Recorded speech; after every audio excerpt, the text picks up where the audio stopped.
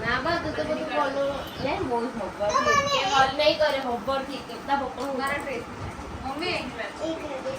આજે થઈ અઠવાડિયા પહેલા કરતી આજે ડ્રેસ તો મેચિંગ થઈ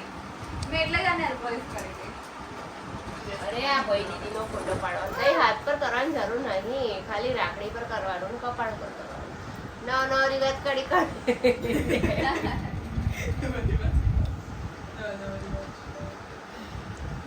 બનવા એવું મેં કર્યું મને કરવા દે હાથ પર કરું